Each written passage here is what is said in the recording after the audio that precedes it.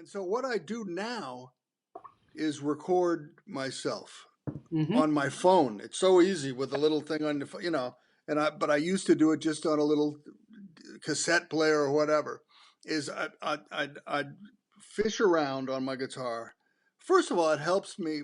The very beginning is it helps me to know what kind of piece I'd like to make. That helps. Okay. What kind? Just very general. Like something fast, something really slow, something major, something minor, Yeah. and then so I with the most basic thing, and then I start and I just record something improvising Mm. like that, and I turn off the machine after a couple of seconds, and then do it again, and then do it again, and then listen, and finally I'll find something that is a cadence or a little feeling of something, and then I write it down, Mm-hmm. and then sometimes I put it away and Mm-hmm. don't try to. I usually try to do something to go along with that.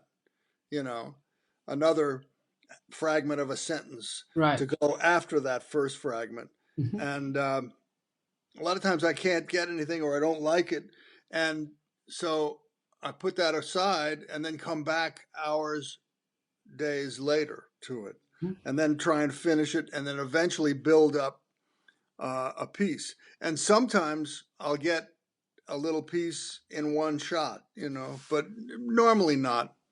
Normally I just get one part of it and then add to it.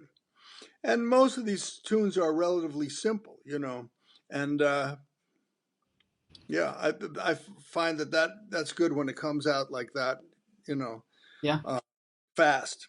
Mm-hmm.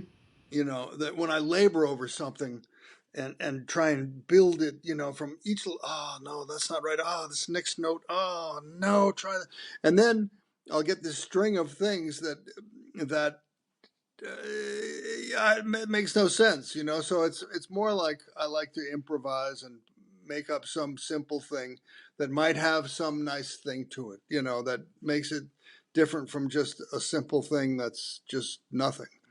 It's so much a part of jazz, really. I mean, when you hear about Duke Ellington, Mm-hmm. putting the stuff together at recording dates, it's taking a riff, and using that. Um, if we think about it too much, sometimes nothing gets happening, But it's sort of the Miles and these people were so into spontaneous music being this great thing, to get out of your own way and let the music come out, um, and then something good will happen. Mm. Yeah, that's beautiful. Mm. Yeah, and it's so natural too. We all kind of know it intuitively, Mm-hmm.